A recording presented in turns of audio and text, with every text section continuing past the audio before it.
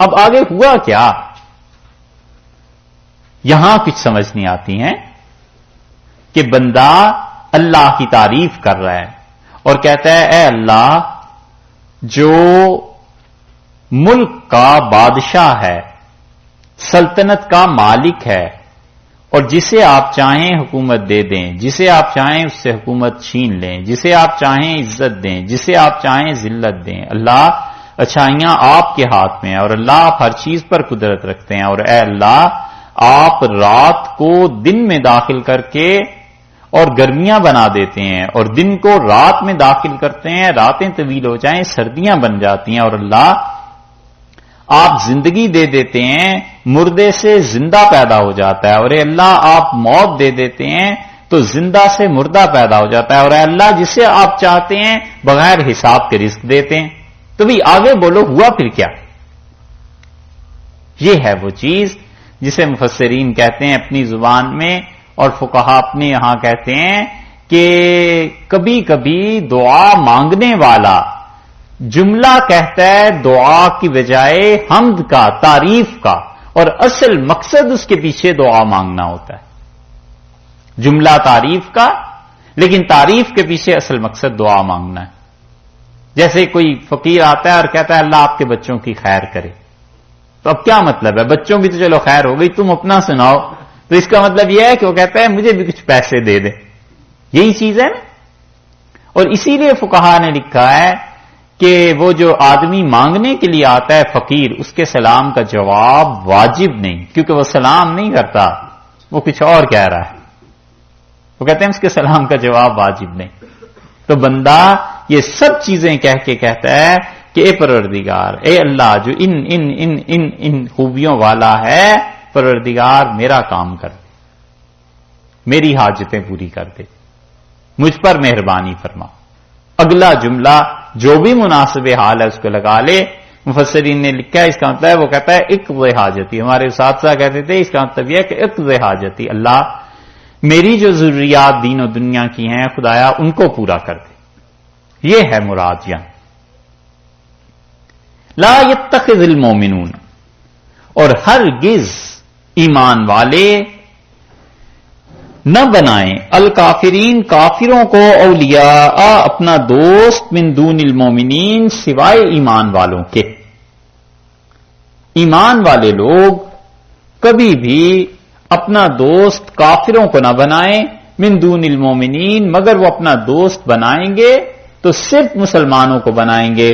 وَمَن يَفْعَلْ ذَلِكَ، اور جو کوئی یہ حرکت کرے گا، فَلَيْسَ، سو نہیں ہے، من اللہ، اللہ سے، فی شیء، کوئی بھی اس کا کوئی علاقہ، کوئی تعلق اللہ سے قائم نہیں رہے گا، الا ان، سوائے اس کے کہ ان تتقوا، تم بچو ان سے، منہم، ان کافروں سے، تقا، جبکہ وہ تم کو نقصان پہنچائیں تو نقصان کی پہنچنے کے ڈر سے تو ان سے تعلق جائز ہے، وگرنہ تم میں سے جو کوئی کافروں سے تعلق رکھے گا بس وہ انہی میں سے ہو جائے گا۔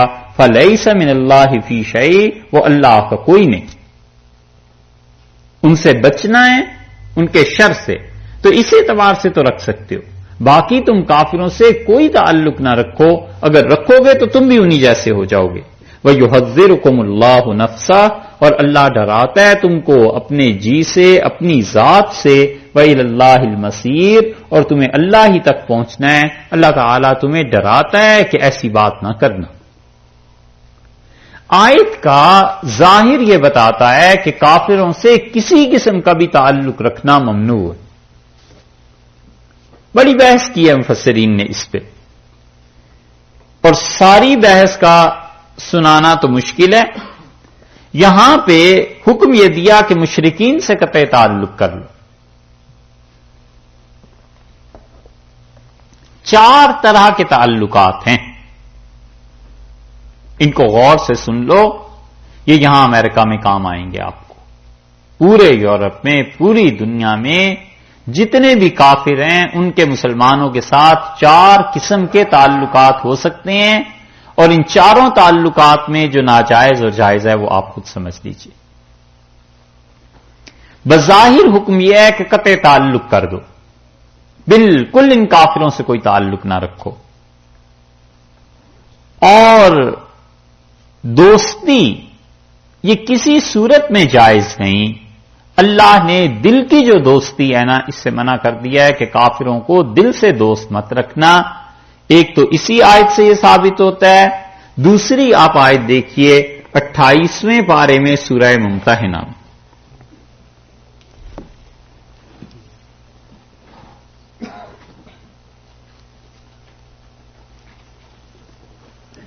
سورہ ممتحنہ جہاں سے شروع ہو رہی ہے وہاں سے دیکھیے.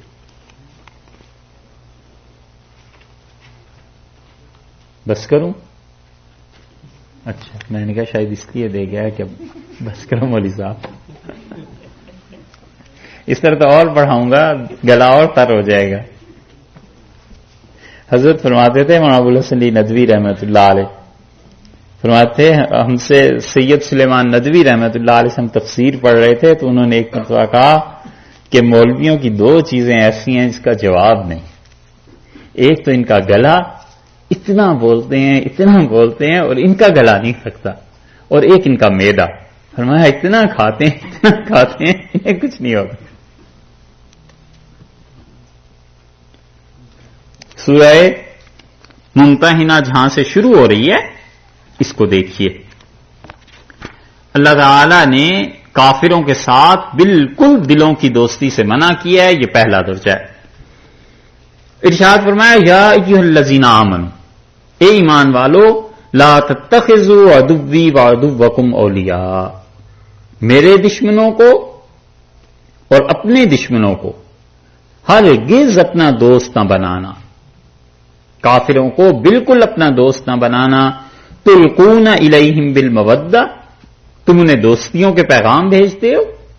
وقد کفروا بما جاءکم من الحق, اور جو حق تمہارے پاس دین آیا ہے یہ اس کو جھٹلاتے ہیں. یہ کافر اس کو جھوٹ کہتے ہیں. یخرجون الرسول, رسول اللہ صلی اللہ علیہ وسلم کو انہوں نے نکالا ہے مکہ مکرمہ سے, یہ تھوڑا ان کا جرم ہے. وَإِيَّاكُمْ, اور تمہیں بھی انہوں نے اس پاک شہر سے نکالا ہے. کیوں نکالا ہے؟ ان تؤمنوا باللہ ربکم, بس تمہارا قصور یہ تھا کہ تم نے اللہ کو اپنا رب مانا ہے, اس لیے انہوں نے نکال دیا. خبردار جو ان کافروں کو, ظالموں کو, دشمنوں کو دوست بنایا.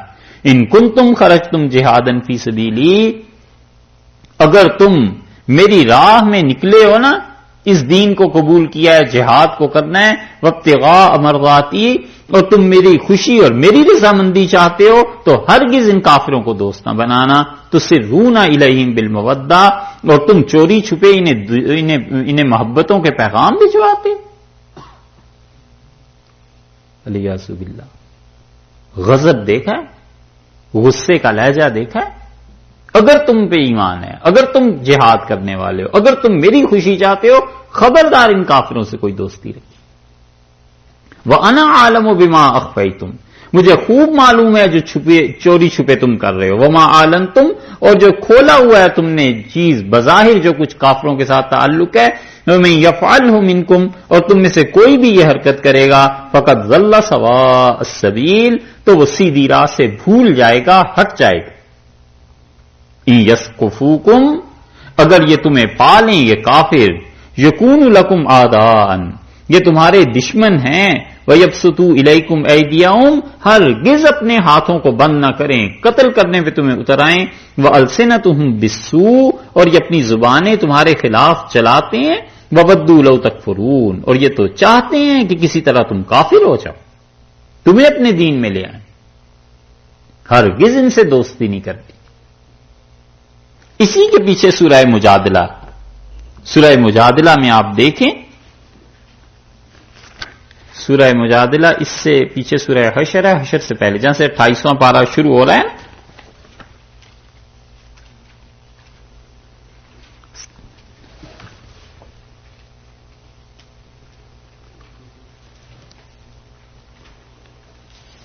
سورہ مجادلہ میں 22 نمبر آیت ہے.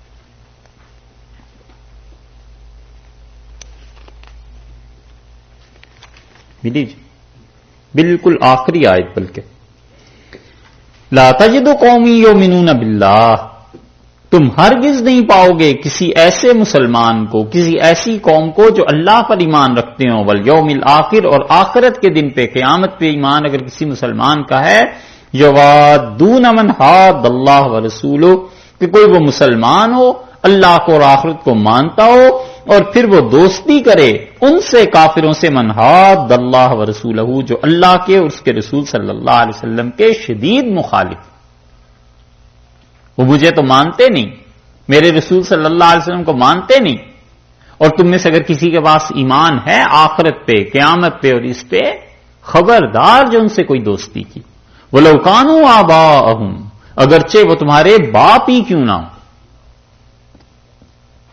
کتنی سخت برات کا حکم ہے، وَلَوْ كَانُوا آبَاءَهُمْ، وہ تمہارے باپ ہی کیوں نہ ہو، او ابناءہم، تمہارے بیٹے ہوں، او اخوانہم، تمہارے بھائی ہوں اپنے، او عشیرتہم، یا اپنا کنبہ اور قبیلہ ہو، اگر وہ کافر ہیں، خبردار جو کوئی ان سے دوستی کا تعلق رکھا، اولئک، اور اگر تم ہماری بات مانو گے تو پھر کتب فی قلوبہم الایمان، اللہ نے ایسے لوگوں کے دلوں میں ایمان لکھ دیا ہے، بھر دیا ہے جو کافروں سے کوئی دوستی نہیں رکھتے، وَأَيَّدَهُم بِرُوحٍ مِّنْهُ، اور اللہ نے روح کے ذریعے ان کی مدد کی ہے، غیب سے ان کے ایمان کو تقویت دی ہے، وَيُدْخِلُهُم جَنَّاتٍ تَجْرِی مِن تَحْتِهَا الْأَنْہَارُ خَالِدِینَ فِیہَا رَضِیَ اللَّهُ عَنْہُم وَرَضُوا عَنْہُ، اور اللہ انہیں داخل کرے گا جنات، باغات میں جس میں دریا بہ رہے ہیں، ہمیشہ ہمیشہ وہاں رہیں گے، اللہ ان سے خوش اور وہ اللہ سے خوش، اولئک حزب اللہ، یہ اللہ کا جتھا ہے، یہ اللہ کا اپنا گروہ ہے، یہ اللہ کے دوست ہیں جو کافروں کے خلاف ہیں، الا ان حزب اللہ هم المفلحون، اور یاد رکھو جو جتھا ہے اللہ کا گروہ وہی یقیناً اپنی مراد کو پہنچے۔ صاف بتایا کہ کافروں سے کوئی تعلق دلی محبت کا نہیں رکھنا، یہ تو ہے پہلا درجہ، اسے کہتے ہیں موالات، محبت، تعلق۔ دوسرے درجے میں وہ کہتے ہیں مواسات، اور مواسات کا مطلب ہے انس، تعلق، ہمدردی کرنا، اور ہمدردی کن کن سے کرنا جائز ہے؟ سارے کافروں سے ہمدردی جائز ہے سوائے حربی کافروں کی، جو کافر لڑنے آ جائے نا میدان جنگ میں کہ ماریں اسے یا مر جائیں، اس سے ہمدردی کوئی جائز نہیں، باقی سارے کافروں سے ہمدردی جائز ہے، دلی تعلق اس سے بھی جائز نہیں۔ جیسے مر گیا کوئی کافر، اس کو جا کے پرسہ دینا اور یہ کہنا، یہ تو نہ کہے کہ اللہ اس کی مغفرت کرے، لیکن یہ کہنا کہ اللہ آپ کو صبر کی توفیق دے، یہ اس طرح کے جملے، یہ ہمدردی کی بات کافروں سے جائز ہے۔ اور اس کے لیے آپ وہی سورہ ممتحنہ دیکھیے جو ابھی ہم دیکھ رہے تھے نا، 60 نمبر سورہ ہے، اس کی 8ویں آیت دیکھیے، اللہ تعالیٰ نے دوسرا حکم یہاں بیان کیا ہے۔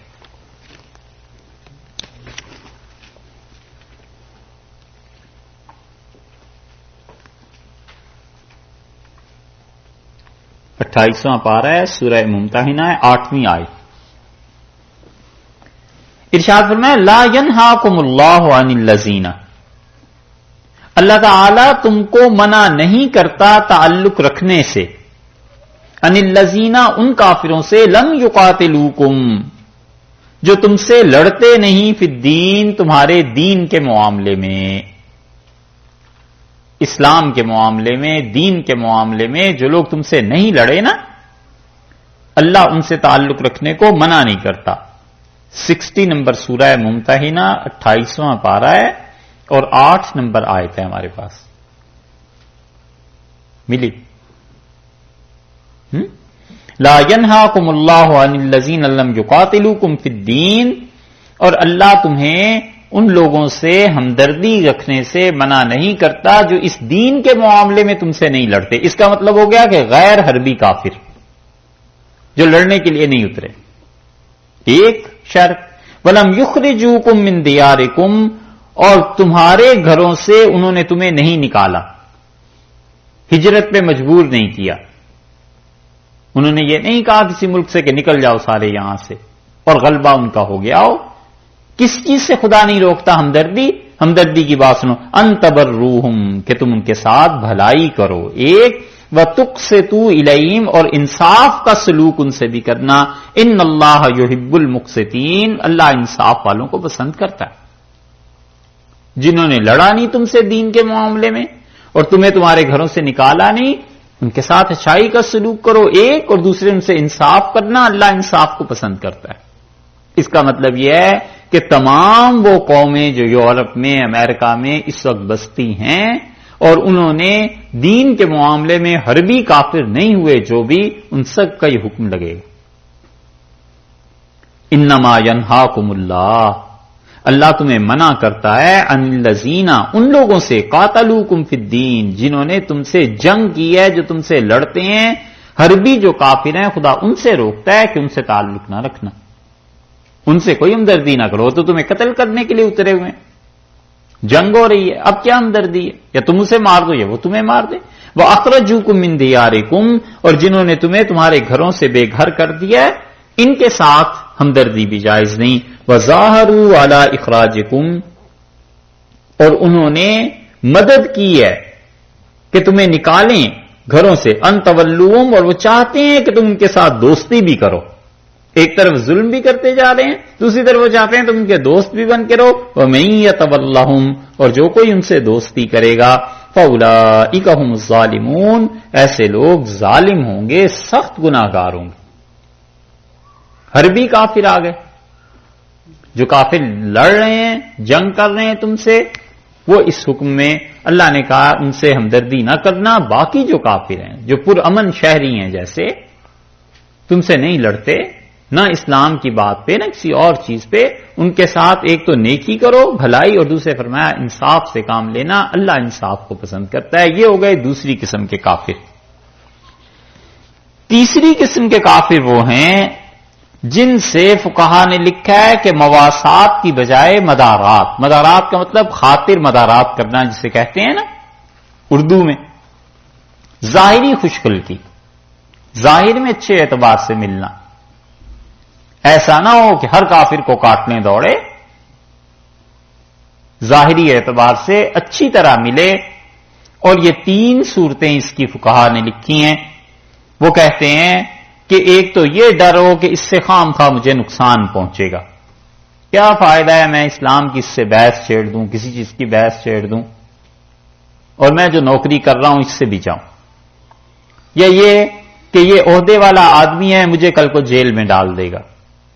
یہ کہ مجھے اس نے نکال باہر کرنا ہے اپنے ملک سے، یہاں رزق کما رہا ہوں. کوئی بھی ایسی صورتحال ہے، اس میں ظاہر میں خوش اخلاقی سے ملے ایک چیز. دوسری چیز یہ ہے کہ اس کافر کو دعوت دینے کی نیت ہو کہ میں اس کے گھر جاؤں، اس سے ملوں، اس سے تعلق قائم رکھوں. اسے جب اسلام کی ضرورت پیش آئے گی تو میری طرف لوٹے گا.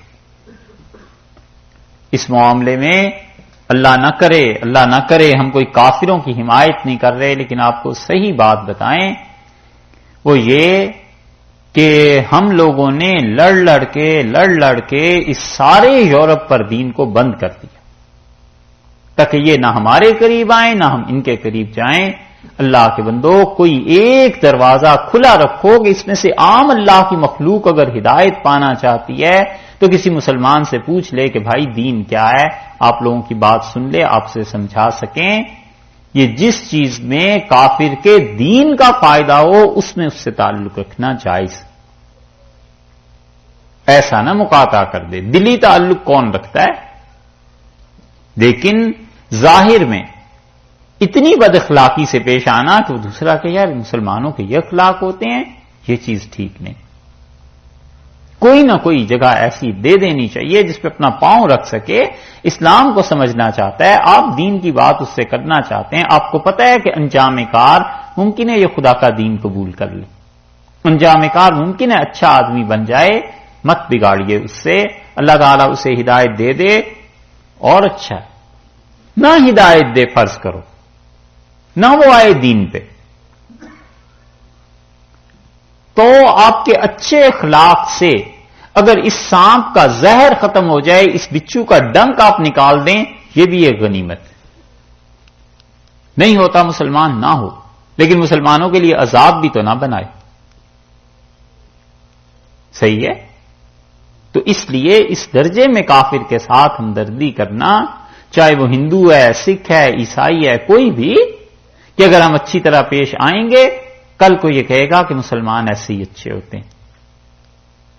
کئی واقعات آپ کو زندگی میں پیش آئیں گے کہ وہ آپ پہ اعتبار کرتے ہیں، کہتے ہیں کہ جس آدمی کو دیکھا ہے مسلمانوں میں یہ بڑے اچھے لوگ ہوتے ہیں، یہ کام خوب کرتے ہیں، یہ ہمیں کھانا کھلا دیتے ہیں، یہ ہمارے ساتھ ہمدردی کرتے ہیں، تو کوئی جگہ تو کھلی رکھو کہ اگر وہ لوٹ کے آنا چاہتا ہے کفر سے اسلام کی طرف تو ہم اسے کہیں نہ بل تم کافر ہی رہو، بس مسلمان نہ ہونا آپ، یہ تو نہ کرے۔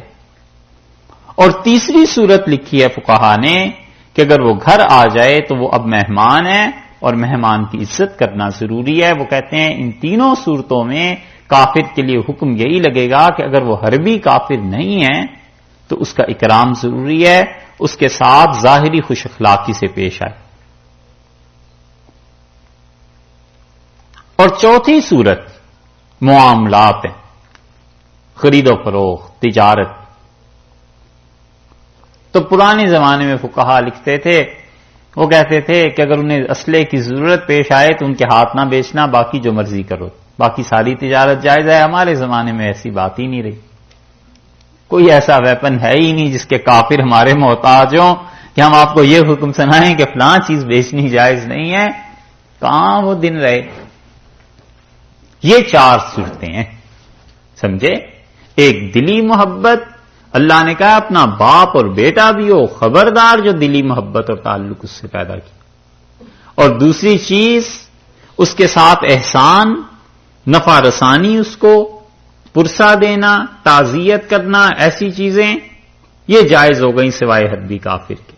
اور تیسری چیز ظاہری خوش اخلاقی سے ملنا اچھی طرح، یہ ان میں سے تین کے لیے جائز ہو گئی، جب وہ مہمان ہوں گھر آ جائیں تو بھی جائز، اور اسی طرح اس کا نقصان، اس کا ڈر ہو کہ یہ نقصان پہنچائے گا تو نہ اس سے بد اخلاقی سے پیش آئے، اور تیسری چیز یہ توقع ہو کہ مسلمانوں کا اس سے بھلا ہوگا، فائدہ ہوگا اور مسلمانوں کا اچھا امپریشن پڑے گا، ہمیشہ اچھی طرح ملنا چاہیے۔ تین چیزیں۔ اور چوتھی چیز اس کے بعد فرمایا فقہا نے کہ معاملات ہیں کہ ان کے ہاتھ اسلحہ نہ بیچے، ایسی چیزیں نہ بیچے جس کا انجام کار مسلمانوں کو نقصان اٹھانا پڑے، یہ نہ کرے، باقی سب خرید و فروخت ہے وہ جائز۔ یہ کافروں کے متعلق حکم ہے شریعت کا، اس لیے یہاں جو فرمایا جا رہا ہے نا، اب آپ دیکھیے اور یہ بھی سمجھیے کہ اگر کوئی آدمی صرف اسی آیت کو پڑھ لے کہ اللہ نے کہا ہے کافروں کو ہرگز اپنا دوست نہ بنانا اور صرف ایمان والوں کو بنانا، تو وہ تو چاروں درجوں کو ایک میں ہی رکھے گا یا نہیں؟ اس لیے قرآن خود ایک جگہ کوئی بات کہتا ہے، دوسری جگہ اس کی تشریح کر دیتا ہے۔ علم ہوگا چاروں درجوں میں، آپ کافر کو کہیں بھی متعین کر سکتے ہیں کہ اچھا اس کا درجہ یہ ہے اور مجھے اس کے ساتھ ایسا تعلق رکھنا ہے۔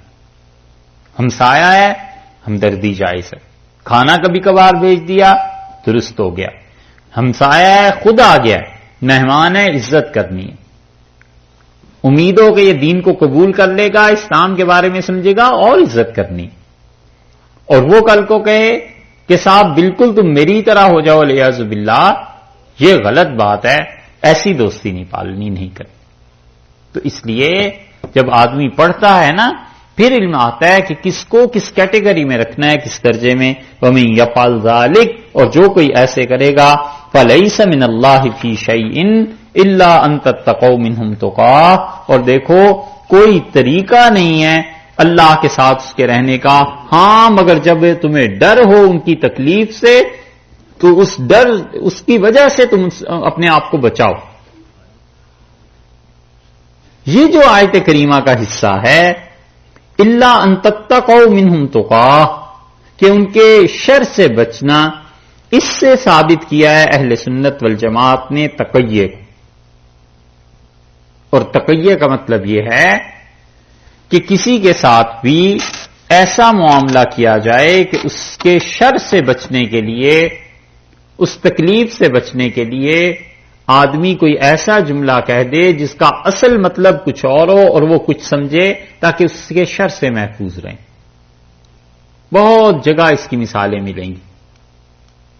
حضرت بکر رضی اللہ عنہ جا رہے تھے اور ہجرت کا موقع تھا اور ایک کافر سامنے سے مل گیا، بڑی مشکل پیش آئی، اور اس نے کہا کہ کون ہو؟ تو حضرت بکر رضی اللہ عنہ اپنا نام بتایا۔ اس نے کہا اچھا یہ دوسرے کون ہیں؟ تو حضرت بکر رضی اللہ عنہ نے کہا کہ ہادن یہدنی السبیل، میں نے راستے میں ان کے ساتھ ہو گیا ہوں، مجھے راستہ دکھاتے ہیں، میرے رہنما ہیں۔ تو وہ یہ سمجھا کہ بکر رضی اللہ عنہ سفر پہ بھول گئے ہیں راستہ، تو اس لیے کسی آدمی کو ساتھ رکھ لیا، اور بکر رضی اللہ عنہ کی مراد کچھ اور تھی۔ تو کئی مرتبہ ایسا پیش آ جاتا ہے کہ آدمی دوسرے سے بات کرتا ہے صرف اس کے شر سے بچنے کے لیے، اور وہ جھوٹ نہیں ہوتا، لیکن اس کے جو معانی وہ سمجھ رہا ہے وہ غلط ہوتے ہیں، اور حقیقت میں جو آدمی مراد لیتا ہے وہ صحیح ہوتی ہے۔ اس کو کہتے ہیں تقیہ، اور اس کا دونوں طرف غلط استعمال ہوا ہے۔ خارجیوں نے بالکل انکار کر دیا، انہوں نے کہا تقیہ تو جائز ہی نہیں ہے، کسی صورت میں ایسا جملہ کوئی نہ کہے، یہ حرام ہے۔ اور دوسری ایکسٹریم پہ پہنچ گئے وہ جن کا تعلق اہل تشیع سے ہے، انہوں نے کہا ہر معاملے میں تقیہ جائز ہے، اور یہاں تک کہا کہ جو آدمی تقیہ اختیار نہ کرے اس کا دین ہی نہیں، اور بہت سی چیزیں انہوں نے اس میں گڑبڑ کر دی ہیں، گھپلا کر دیا ہے۔ اعتدال میں اہل سنت والجماعت رہے، انہوں نے کہا کسی آدمی کو اپنی جان کا خطرہ پڑ جائے، کوئی قتل کر دے گا، مار دے گا، ڈاکہ ڈل گیا ہے کوئی ایسی چیز، تو ایسا جملہ کہنا جس سے وہ مفہوم کچھ اور سمجھیں اور اصل میں اس کی مراد کچھ اور ہو، یہ جائز۔ وَيُحَذِّرُكُمُ اللَّهُ نَفْسَهُ، اور اللہ تمہیں ڈراتا ہے لوگوں اپنی ذات سے، اپنے جلال سے، وَإِلَى اللَّهِ الْمَصِيرُ، اور تم لوگوں نے لوٹ کر اللہ ہی کی طرف جانا۔ جو کام کرو گے، جو افعال ہیں تمہارے، اللہ کو ایک ایک چیز کی خبر ہے، اس کے مطابق تمہیں جزا ملے گی۔ قُلْ إِن تُخْفُوا، اور آپ فرما دیجئے ان سے کہ اگر تم چھپاؤ گے ما فی صدورکم، جو کچھ تمہارے سینوں میں ہے، او تبدوہ، یا تم اسے ظاہر کر دو گے، یعلمہ اللہ، اللہ کو تو ہر چیز کی خبر ہے۔ تم کس ذات کے ساتھ معاملہ کرنے چلے ہو؟ رسول اللہ صلی اللہ علیہ وسلم کے پاس آئے ہو اور تم انہیں دھوکہ دینا چاہتے ہو، اور تم کہتے ہو تمہارا دین حق ہے اور یہ اسلام باطل ہے۔ جو چیز تمہارے سینوں میں ہے، جو چیز ظاہر میں ہے، سب اللہ جانتا ہے۔ وَيَعْلَمُ مَا فِي السَّمَاوَاتِ وَمَا فِي الْأَرْضِ، اور وہ یہ بھی جانتا ہے جو کچھ کے آسمانوں میں ہے اور جو زمین میں۔ وَاللَّهُ عَلَى كُلِّ شَيْءٍ قَدِيرٌ، اور علم کے ساتھ ساتھ قدرت بھی پوری رکھتا ہے، نفع اور نقصان بھی اسی کے قبضے میں۔ دونوں چیزیں آ گئی شرک کی تردید میں۔ حضرت عیسیٰ علیہ السلام کے لیے علم مانتے تھے نا، اور حضرت مریم کے لیے علم مانتے تھے، اور دونوں کی قدرت مانتے تھے کہ دونوں نفع اور نقصان دے سکتے ہیں، اور جبریل امین تیسرے، یہ تینوں۔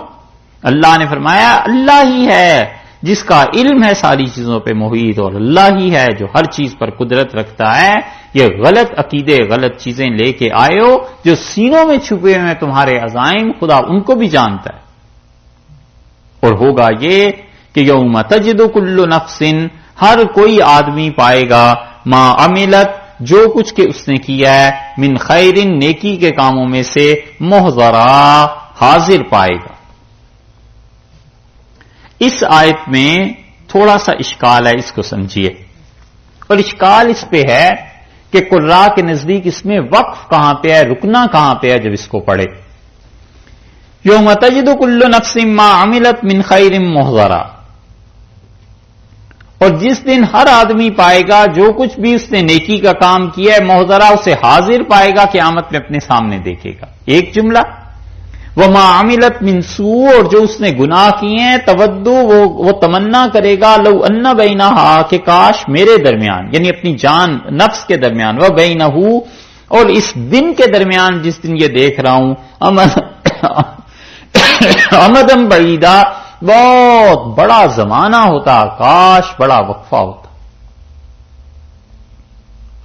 اس صورت میں یہ جو ما عملت من سوء ہے، یہاں سے پورا فکرہ بن جائے گا۔ ایک ترجمہ ہوا، اور جو وقف کہتے ہیں کہ یوم تجد کل نفس ما عملت من خیر محضرا، اور جس دن انسان پائے گا ہر وہ چیز جو خیر کی اس نے کی ہے اپنے سامنے، وما عملت من سوء، اور جو کچھ برائی کی ہے وہ بھی. ٹھیک ہے، یہ پورا ہو گیا. تود لو ان بینہا و بینہ امدا بعیدا، اور تمنا کرے گا کہ کاش اس کے درمیان اور یہ جو دن ہے اس دن کے درمیان بڑا دور کا فرق پڑ جائے، کاش یہ دن نہ ہو. مراد اس کی یہ. دونوں طرح اس کا ترجمہ کیا ہے مفسرین نے. وما عملت من سوء کا جو ہے نا اصل میں قضیہ، اسے پیچھے ملا لیں تو اور آگے ملا لیں تو، اور دونوں طرف گئے ہیں بڑے بڑے اکابر مفسرین، اس لیے جہاں بھی رکے گا ٹھیک کر لے گا. اب دیکھیے تشریح اس کی. یوم تجد کل نفس، ہر کوئی پائے گا آدمی، ما عملت من خیرن، جو نیکی کا کام اس نے کیا ہے، محضرا، حاضر پائے گا. اور یہ دلیل ہے ان حضرات کی جو کہتے ہیں کہ ثواب کی بجائے یہی عمل سامنے آ جائیں گے. وہ کہتے ہیں ثواب اس چیز کا نام ہے کہ نماز پڑھی نا تو قیامت میں نماز کی ایک خاص شکل و صورت ہے وہ مل جائے گی. زکات دی پیسہ، زکات کی اپنی ایک شکل ہے وہ مل جائے گی. یہ گہری بات ہے لیکن میں اشارے میں بس کہہ دیتا ہوں اگر آپ سمجھ لیں. صوفیہ کہتے ہیں کہ جو عمل کر رہا تھا قیامت میں اسی عمل کو کرتا رہے گا. مثلا یہاں چوری کی 20 منٹ تو وہاں 20 منٹ کے لیے پھر چوری کا نقشہ پیش ہو جائے گا اور آئینہ لگ جائے گا، دیکھے گا کہ ہاں یہ کرتوت کر رہا ہوں. اور وہ اس سے بڑھ کر یہ کہتے ہیں کہ ٹائم جس چیز کا نام ہے قیامت میں اللہ تعالیٰ اس کو پھر نئے سرے سے ٹائم مشین چل جائے گی. جب ٹائم چلے گا تو جو جو چیزیں اس میں ہیں وہ اسی رفتار سے آتی چلی جائیں گی. ایک آدمی 1980 میں اور اس نے 80 میں چوری کی تھی، جب ٹائم چلتے چلتے 70 71 72 75 کو کراس کر کے جب 80 پہ آئے گا تو وہ آدمی بھی موجود ہو جائے گا، چوری بھی موجود ہو جائے گی، سب چیزیں، اور لوگ دیکھتے رہیں گے کہ اچھا یہ کرتوت ہوتے رہیں. وہ کہتے ہیں ٹائم جو ہے یہ ٹائم کو ریپیٹ کر دیں گے قیامت کے دن. لیکن یہ فلسفہ بہت بڑی چیز ہے. ٹائم پہ جو بحث کی ہے نا جن لوگوں نے، یہ حضرت شاہ ولی اللہ رحمۃ اللہ علیہ، مولانا اسماعیل شہید رحمۃ اللہ علیہ، ابن عربی رحمۃ اللہ علیہ وغیرہ، بہت دقیق بحث ہے. اور وہ بھی ہے، وہ بڑے دو بدماش بھی، ایک ابو علی سینا اور ایک وہ ظالم. جی نہیں، سلمان رشتی تو بچہ ہے، سلمان رشتی کو خبر بھی نہیں. وہ لاؤ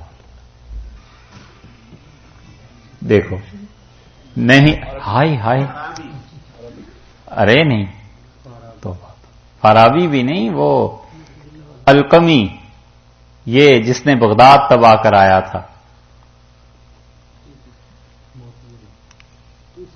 توسی، محقق توسی جو تھا نا، یہ اس میں شامل.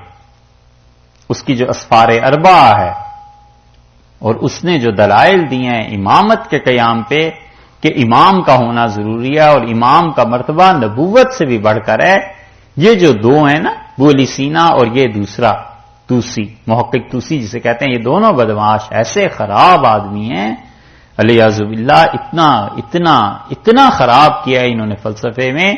ان چیزوں پر یہ بڑی بحث کرتے ہیں. لیکن اللہ کا شکر ہے، اللہ کے ایسے اچھے بندے بھی ہوئے جنہوں نے خوب ان کا رد بھی لکھا ہے. تو ٹائم کی بحث میں جتنے لوگوں نے لکھا ہے، بہت سے صوفیہ اس طرح وہ کہتے ہیں ٹائم کو ریپیٹ کر دیں گے، ٹائم چلا دیں گے. اور یہ بہت عجیب بات ہے کہ ٹائم چلے اور ساری چیزیں آتی چلی جائیں جو جو کچھ کیا ہوا ہے. وما عملت من سوء، اور جو کچھ اس نے برائی کی ہے، تودو، وہ تمنا کرے گا، لو ان بینہا و بینہ، کاش بینہا و بینہ، اس آدمی کے درمیان، و بینہ، اس کے درمیان، وہ جو دن ہے اس کے درمیان، امدم بعیدا، بہت لمبا وقفہ حائل ہوتا، مجھ میں اور اس میں فرق پڑ جائے. حضرت نے ترجمہ جو کیا ہے بڑا اچھا ترجمہ کیا ہے شاہ صاحب رحمۃ اللہ علیہ نے. امدم بعیدا، فرمایا فرق پڑ جائے دور کا، بعید کا مطلب لیا، دور کا فرق پڑ جائے. یعنی یہ دن نہ دیکھنا ہوتا. وَيُحَذِّرُكُمُ اللَّهُ نَفْسَهُ، اور اللہ تمہیں ڈراتا ہے اپنے آپ سے. وَاللَّهُ رَءُوفٌ بِالْعِبَادِ، اور اللہ تعالی بہت ہی شفقت فرمانے والا ہے، بہت ہی مہربانی کرنے والا ہے اپنے بندوں کے ساتھ. یہ پہلے بھی گزر چکی. قل، آپ فرما دیجئے مراد کیا ہے کہ اگر تم نے صحیح معنی میں اللہ کی محبت حاصل کرنی ہے تو ان مشرکین سے اسی طرح قطع تعلق کرو جیسے میں نے کیا ہے. میرے سارے رشتہ دار رہ گئے ہیں مکہ مکرمہ میں ہجرت کر کے چھوڑ کے چلا آیا ہوں. جیسے اللہ نے دوسری آیت میں کہا ہے کہ کافر تمہارے باپ ہی کیوں نہ ہو اور تمہارے رشتہ دار اور تمہارے یہی کیوں نہ ہو بیٹے، ہرگز تعلق نہ رکھو. قل ان کنتم تحبون اللہ، اور آپ اس سے ارشاد فرما دیجئے کہ اگر تم چاہتے ہو کہ اللہ تم سے محبت رکھے، آپ کہہ دیجئے اگر تم محبت رکھتے ہو اللہ کی، ان کنتم تحبون اللہ، تمہیں اللہ سے محبت ہے. الٹی ہو گئی بات. ان کنتم تحبون اللہ، اگر تم اللہ سے محبت رکھتے ہو نا، فاتبعونی، میری چال چلو، فاتبعونی، میری پیروی کرو. یہ ترجمہ حضرت کرتے تھے، فاتبعونی، مولانا میاں صاحب رحمۃ اللہ علیہ، میری چال چلو. بہت مناسب ترجمہ ہے، یعنی میری اتباع کرو، میری راہ چلو، میرے راستے کو اختیار کرو. پھر کیا ہوگا؟ یحببکم اللہ، اللہ تم سے محبت کرے گا. ایک، ویغفر لکم ذنوبکم، اور اللہ تمہارے گناہوں کو معاف کر دے گا. اس سے معلوم ہوتی ہے پہلی بات تو یہ کہ سنت کی اتباع، اس کی اہمیت، کہ اللہ نے فرمایا اگر تمہیں اللہ کی محبت کا دعویٰ ہے تو اتباع سنت اختیار کرو. اور رسول اللہ صلی اللہ علیہ وسلم کی سنت، اس کے مطابق زندگی بسر کرنا بہت بڑی چیز ہے. اور اللہ کی توفیق بس اسی کو ہوتی ہے جس پہ اللہ کا کوئی خاص فضل ہو، وگرنہ اتباع سنت بڑی مشکل ہے. اللہ ہی توفیق دے تو. دوسری بات یہ ارشاد فرمائی کہ اللہ کی محبت سے تمہارے گناہ معاف ہو جائیں گے. اس سے یہ جو تاثر ملتا ہے نا کہ اللہ کی محبت ہوگی اور اللہ تعالی ہم سے محبت کرنے لگے گا، تو اس میں ایک پہلو دوسرے لوگوں کے لیے شرک کا یہ آ جاتا ہے کہ لوگ کہتے ہیں جی یہ تو اللہ کا محبوب ہو گیا، اب اللہ کے اور میرے درمیان یہ واسطہ ہو گیا، اس کے بغیر تو کچھ کام ہو نہیں سکتا، نفع نقصان خدا نے اسے اختیار دے دیے. یہ جو شک اور یہ جو پیدا ہوتی ہے بات، حضرت شاہ صاحب رحمۃ اللہ علیہ نے حاشیے میں دیکھیے کیا بات ارشاد فرمائی ہے. شاہ صاحب رحمۃ اللہ علیہ نے اشارتاً اس نظریے کا رد کیا اور فرماتے ہیں قل ان کنتم تحبون اللہ، تو کہہ اگر تم محبت رکھتے ہو اللہ کی، فاتبعونی، تو میری راہ چلو. یحببکم اللہ، اللہ تم کو چاہے. ویغفر لکم ذنوبکم، اور بخشے گناہ تمہارے. واللہ غفور الرحیم، اللہ بخشنے والا مہربان ہے. حاشیے میں ارشاد فرماتے ہیں یعنی کوئی کسی کی محبت کا دعویٰ کرے تو اس طرح محبت کرے جس طرح محبوب چاہے. محبت کا دعویٰ ہے نا کسی سے، تو حضرت فرماتے ہیں پھر وہ کام کرنے چاہیے جو محبوب چاہے، کیونکہ محبت تو اس کی اطاعت ہو گئی، نہ جس طرح اپنا جی چاہے. یہ نہ کرے کہ اپنا جی جیسے چاہتا ہے ویسے کرنے لگے، پھر یہ محبت نہیں ہے، یہ تو کچھ اور چیز ہے. محبت نہیں، وہ کچھ اور شے ہے. آگے محبت نہیں، وہ کچھ اور شے ہے. سکھاتی ہے جو غزنوی کو ایاز. تو حضرت فرماتے ہیں نا جس طرح اپنا جی چاہے اور اسی طرح چاہے تو محبوب اس کو چاہے اور اللہ بندوں کو چاہے، یہ ہے جملہ. اور اللہ بندوں کو چاہے تو یہی کہ ان پر مہربان ہو اور گناہ پر نہ پکڑے. اللہ کی محبت کا مطلب یہ ہے کہ اللہ اپنے بندوں کو چاہنے لگا ہے تو اللہ مہربانی کرے ایک، اور گناہ پر نہ پکڑے دو، اور خیالات عبث ہیں. یہ ہے بات کہ اور جو خیالات ہیں نا اس کے علاوہ جن سے شرک کی راہیں کھلتی ہیں، سب بیکار باتیں. اللہ کی محبت کا مطلب صاف صاف یہ ہے کہ گناہ معاف ہو جائیں اور خدا مہربانی کرے. یہ تھوڑا ہی ہے کہ اللہ نے کوئی اپنے اختیارات دے دیے اور اللہ تعالی نے یہ اجازت دے دی ہے کہ تم جس کو چاہو ہمارے ہاں سے بخشوا لو. علیہ باللہ. اور سب خیالات عبث ہیں، سارے خیالات عبث ہیں. یہ حضرت نے اس کے جو حاشیہ لکھا ہے اس سے معلوم ہوتا ہے کہ نگاہ مبارک کہاں تک پہنچی تھی. اللہ نے فرمایا ان کنتم تحبون اللہ، اگر تم اللہ سے محبت کرتے ہو فاتبعونی، میری چال چلو. یحببکم اللہ، اللہ تم سے محبت کریں گے اور اس کا اثر کیا ہوگا؟ ویغفر لکم ذنوبکم، اللہ تمہارے گناہوں کو معاف کر دیں گے. واللہ غفور الرحیم، اور اللہ مغفرت فرمانے والے ہیں، رحم کرنے والے. قل اطیعوا اللہ، اور ان سے کہیے اطاعت کرو اللہ کی، والرسول، اور رسول اللہ صلی اللہ علیہ وسلم کی. فَإِن تَوَلَّوْا، اور اگر یہ منہ پھیر لیں، اللہ کی اطاعت نہ کریں، رسول اللہ صلی اللہ علیہ وسلم کی پیروی سے منہ پھیر لیں، فَإِنَّ اللَّهَ لَا يُحِبُّ الْكَافِرِينَ، اللہ ایسے کافروں کو اس سے محبت نہیں کرتا. دو صورتیں، ایک تو اللہ اور اس کے رسول صلی اللہ علیہ وسلم کی اطاعت سے منہ پھیر لے اس عقیدے کے ساتھ کہ مجھے اطاعت کرنی چاہیے، اپنا قصور ہے، اپنا نفس غالب آ جاتا ہے، اپنے اندر کھوٹ ہے، کافر نہیں ہوگا. اور اگر سرے سے یہ سمجھے کہ ان کی تو اطاعت کرنی ہی نہیں اور یہ قابل اطاعت ہی نہیں ہے، علیہ باللہ، ایک کے متعلق بھی سمجھے، یعنی رسول اللہ صلی اللہ علیہ وسلم قابل اطاعت نہیں یا اللہ قابل اطاعت نہیں، یہ کفر ہو جائے گا. اور اللہ نے فرمایا فَإِنَّ اللَّهَ لَا يُحِبُّ الْكَافِرِينَ، اللہ کافروں کو پسند نہیں کرتا. کچھ دیر ٹھہریے. اعوذ باللہ من الشیطان الرجیم، بسم اللہ الرحمن الرحیم. ان اللہ اصطفیٰ آدم. اب اس ساری تمہید کے بعد یہ چوتھی مرتبہ اللہ نے یہاں سے توحید کا ذکر شروع کیا ہے، اور دو شبے ہیں جن کا اللہ تعالی نے یہاں پر جواب دیا ہے. پہلا شبہ تو یہ تھا،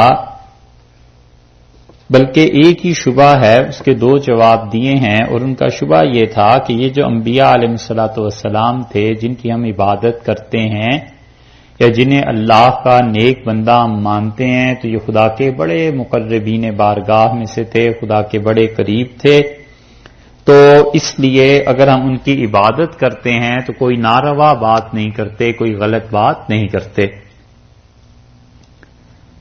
اب یہاں سے چائے ادھر بھی بھیجی، ادھر سے فرمائش آئی تھی چائے کی بھی اور کیک رس کی بھی. اچھا کیک رس نہیں بھیجے؟ اچھا بھائی چلو. تو اللہ تعالیٰ نے ارشاد فرمایا ہے کہ اللہ نے یہ جو تم کہتے ہو کہ وہ اللہ کے بڑے مقرب لوگ تھے، اور حضرت آدم علیہ السلام اور حضرت ابراہیم علیہ السلام اور اسی طرح عمران رضی اللہ عنہ وغیرہ، یہ سارے لوگ خدا کے مقربین میں سے تھے، خدا کے بڑے قریبی تھے. تو یہ تھے تو ایسے ہی، اس میں شبہ نہیں.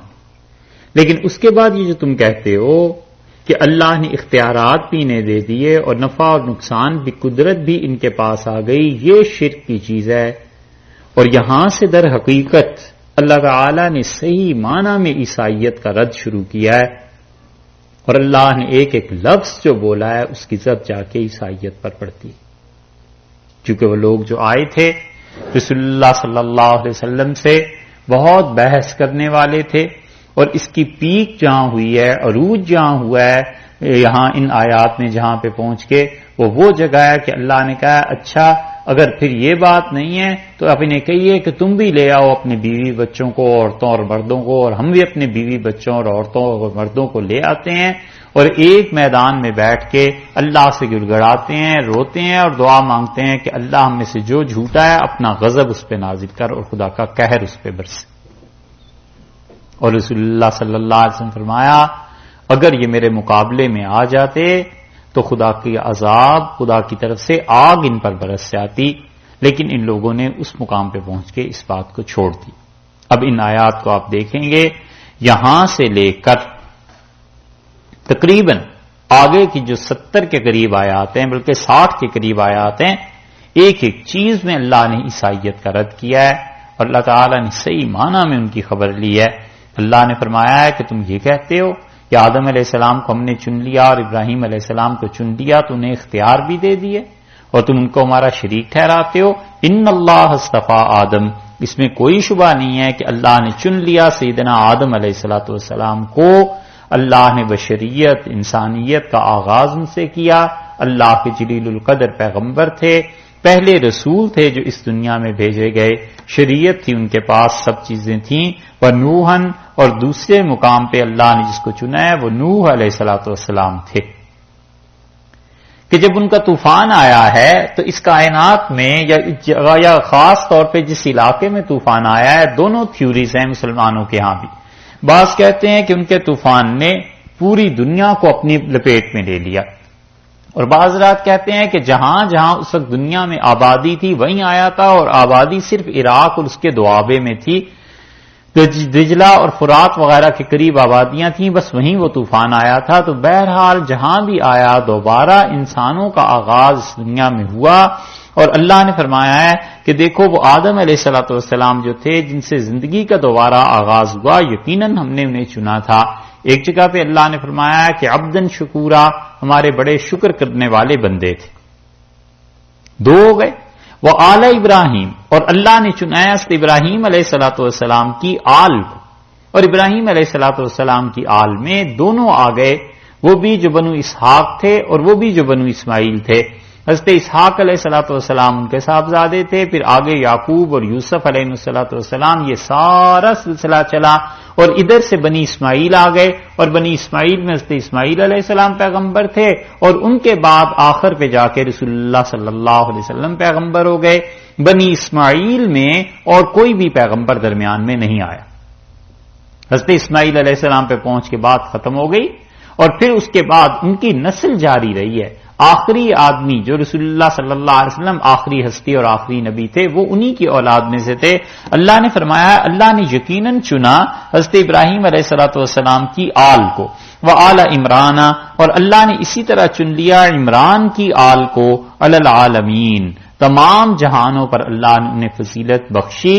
اس کا مطلب ہے اس وقت جو بھی جہان جس کا تھا اللہ نے سب سے اچھا انہیں رکھا۔ آدم علیہ السلام اس وقت اس دنیا میں تھا ہی کوئی نہیں، مگر جتنی بھی مخلوق تھی اور انسانوں کے علاوہ سب سے افضل اور اشرف وہی تھے، حتیٰ کہ ان کی زندگی میں جب انسانی آبادیاں پھیلنا شروع ہوئی ہیں، نسل انسانی بڑھی ہے، تو بھی سب سے اعلیٰ اور اشرف وہ تھے۔ حضرت نوح علیہ السلام وہ اپنے زمانے میں، حضرت ابراہیم علیہ السلام اور ان کے صاحبزادگان یہ اپنے زمانے میں ساری دنیا سے اچھے تھے، اور اسی طرح عمران کی آل جو تھی، عمران کی جو نسل تھی، یہ لوگ بھی سب سے زیادہ اچھے لوگ تھے، مگر اپنی دنیا میں اپنے زمانے میں یہ نہیں ہے کہ قیامت تک کے لیے اللہ نے ان کے لیے طے کر دی، ایسی چیز نہیں، کیونکہ جب رسول اللہ صلی اللہ علیہ وسلم آئے ہیں تو اس زمانے میں آل عمران میں لوگ موجود تھے، اور بھی تھے حضرت ابراہیم علیہ السلام کی آل میں، مثلا حضرت اسحاق علیہ السلام کی نسل میں یہ سارے یہودی بنی اسرائیلی موجود تھے۔ تو یہ تو نہیں کہا جا سکتا کہ ہمیشہ کے لیے، بلکہ اس زمانے میں جو کچھ بھی تھا اس زمانے میں سب سے اچھے لوگ یہ تھے۔ یہاں پہ عمران کا جو لفظ اللہ تعالیٰ لائے ہیں، دو آدمی یہاں پہ مراد ہو سکتے ہیں۔ مفسرین کہتے ہیں کہ یا تو حضرت موسیٰ علیہ السلام کے والد ہیں، اور عمران بن یسہر ان کا نام تھا۔ عمران بن یسہر مراد ہیں کہ اللہ نے ان کی آل کو چنا، ان کی اولاد کو چنا، یعنی حضرت موسیٰ علیہ السلام کو چن لیا، اور حضرت موسیٰ علیہ السلام کے ساتھ اور بھی اس خاندان میں جو کوئی ماننے والے تھے ان کو چن لیا۔ تو یہاں پر عمران سے مراد حضرت موسیٰ علیہ السلام کے والد عمران بن یسہر۔ اور دوسری طرف بہت سے مفسرین اس پر گئے ہیں کہ وہ کہتے ہیں عمران سے مراد حضرت عیسیٰ علیہ السلام کے نانا ہیں، ابو مریم، حضرت مریم رضی اللہ عنہا کے والد، وہ تھے بیت المقدس کے امام اور بڑے متقی انسان، بڑے نیک انسان، اور ان کا نام لکھا ہے ہمارے یہاں مفسرین نے عمران بن ماسان، عمران بن ماسان یا عمران بن ماتان، تے کے ساتھ اور کہیں کہیں سے کے ساتھ عمران بن ماسان بھی ان کا نام ملتا ہے۔ یہودی اور عیسائی سب لوگ انہیں مانتے ہیں، اس معنی میں کہ حضرت مریم کے والد تھے۔ اتنا تو مانتے ہیں. باقی یہ اچھے آدمی تھے، یہودی نے نہیں مانتے، عیسائی نے مانتے ہیں. تو اللہ تعالیٰ نے فرمایا ہے کہ اللہ نے عمران کی اولاد کو چنا. عمران کی اولاد میں حضرت مریم آ گئی، اور ان کی اولاد میں سیدنا مسیح علیہ الصلوۃ والسلام آ گئے. اور دوسری طرف اگر دیکھیں تو حضرت موسیٰ علیہ الصلوۃ والسلام آ گئے. ذریتن، اولاد تھے، بعضھا من بعض، یہ ایک دوسرے کی اولاد تھے. سارے کے سارے اولاد ہو گئے آدم علیہ السلام کی. پھر آدم علیہ الصلوۃ والسلام کی اولاد میں نوح علیہ السلام خود بھی آ گئے، اور نوح علیہ السلام کی اولاد میں آگے حضرت ابراہیم علیہ السلام بھی آ گئے. تو حضرت ابراہیم علیہ السلام کا نسب دو سے جا ملا، نوح علیہ السلام سے، اور انہی کے واسطے سے آگے آدم علیہ السلام سے. یہ آل عمران آ گئی. حضرت موسیٰ علیہ الصلوۃ والسلام اگر مراد لے لیے جائیں تو سیدنا موسیٰ علیہ الصلوۃ والسلام کا نسب بھی اوپر جا کر حضرت ابراہیم علیہ السلام سے مل گیا، وہ نسل چل پڑی آگے کو. اور اگر اس سے حضرت مریم کے والد مراد لے لیے جائیں تو حضرت مریم رضی اللہ عنہا کے والد جو تھے یہ بھی بنی اسرائیل میں سے تھے، تو آگے جا کر ان کا نسب بھی وہیں جا کے مل گیا. اللہ نے کہا یہ ایک دوسرے کی اولادیں تھیں، ایک دوسرے کا خاندان تھا. تو جب یہ ایک دوسرے کا خاندان تھا تو پہلا جواب یہ دیا اس کا کہ تم جو کہتے ہو کہ ہم نے انہیں اختیارات دے دیے تھے اور والعیاذ باللہ خدا بن گئے تھے، تو جو پیدا ہوا کرتا ہے اور کسی نسل انسانی میں ہوا کرتا ہے، کیا وہ بھی خدا ہوتا ہے؟ یہ تو ایک دوسرے کی اولاد تھے، یہ تو باقاعدہ پیدا ہوتے رہے، اور ان کے تو آبا و اجداد تھے، نسل تھی. اور اللہ اللہ ہے، اس کا تو لم یلد ولم یولد، نہ اسے کسی نے جنم دیا نہ اس نے کسی کو جنم دیا. یہ دیا ہے پہلا جواب. اور دوسرا جواب یہ دیا ہے کہ واللہ سمیع علیم، اور اللہ کیا ہے؟ سننے والا ہے اور جاننے والا ہے. ہر چیز کا علم اللہ کو ہے، سمیع بھی وہ ہے اور ہر چیز کے لیے علم بھی اس کے پاس ہے. ان لوگوں کو کسی چیز کا علم نہیں تھا. یہ لوگ ہر ایک کی فریاد کو نہیں سن سکتے تھے، کسی کی بھی فریاد کو نہیں سن سکتے تھے، کسی کی مشکل حل نہیں کر سکتے تھے. ان کی زندگیاں پڑھو، کتنی کتنی مشکلات ان پہ آتی رہی ہیں، اور آگے ہم ان کے حالات بتاتے ہیں. وہاں پر تم دیکھو وہاں انہوں نے کس کو پکارا ہے. جب یہ مشکلات میں آل عمران آئی ہے تو پھر کیا ہوا؟ اسی طرح حضرت ابراہیم علیہ الصلوۃ والسلام کی نسل میں جب لوگ مشکلات میں گھرے ہیں تو انہوں نے کس کو پکارا؟ تو جو کسی کو پکارتا ہے وہ خود خدا نہیں ہوا کرتا. وہ جو کسی سے مدد مانگتا ہے اگر وہ خود خدا ہوتے تو اپنے مصائب اپنی پرابلمز یہ سب چیزیں خود نہ سالو کر لیتے. واللہ سمیع علیم، اور اللہ ہی ہے جو سنتا بھی ہے اور جانتا بھی ہے. اس کو اگر پیچھے سے آپ ملائیں گے تو وہ تو وہی تشریح ہو گئی جو اب آپ سے عرض کی ہے کہ اللہ نے کہا ان پانچوں آدمیوں کو، آدم، نوح، آل ابراہیم، آل عمران علیہ الصلوۃ والسلام، ان چاروں کو تم چنا ہوا تصور کرتے ہو، ٹھیک ہے. لیکن دیکھو ایک بات تو یہ ہے کہ یہ سب ایک دوسرے کے رشتہ دار، اور دوسری بات یہ ہے کہ سننا اور جاننا اللہ کا خاصہ ہے، ان کا نہیں ہے. دو دلائل اس کے رد میں دے دیے.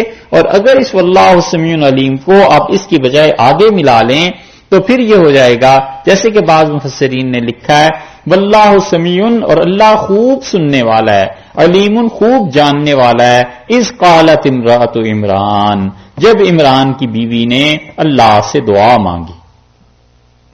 حضرت عمران رضی اللہ عنہ کی اہلیہ تھیں، ان کا نام عام طور پہ ہنا لکھتے ہیں، HENNAH، ہنا لکھتے ہیں کہ وہ تھی ان کی اہلیہ. عیسائیوں کے ہاں آپ کو یہ مل جائے گا.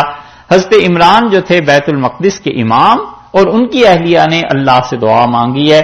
یہاں پر امرأۃ عمران کہہ کے نا اللہ اس کا نام نہیں لیا. اللہ تعالیٰ نے یہ ادب سکھایا ہے کہ اپنے خاندان کی خواتین کے نام نہیں لیا کرتے. اسی لیے قرآن میں جہاں بالکل کوئی صراحت کرنی پڑی ہے، جیسے حضرت مریم کے معاملے میں عیسی ابن مریم کے بتانا تھا کہ بھئی اس کے والد کوئی نہیں تھے، وگرنہ اللہ تعالیٰ نے نام نہیں لیا خواتین کا. اللہ نے فرمایا اس چیز کو کہ فرعون کی بیوی، حضرت لوط علیہ السلام کی بیوی، یہاں فرمایا عمران کی بیوی. تو یہ ادب سکھایا ہے کہ خاندان کی خواتین کا اس طرح سے نام نہیں لینا چاہیے، یہ چیز کہی. اور اسی طرح اگر آپ دیکھیں اب یہ جو واقعہ یہاں سے شروع ہوتا ہے، انجیل بالکل اس سے خالی ہے. ان کے ہاں کوئی اس واقعے کا ثبوت کوئی چیز نہیں ہے. ہم ایک مرتبہ دیکھ رہے تھے ہسٹنگز کی ڈکشنری ہے، اس کی 3 والیوم میں اس کا واقعہ ہے.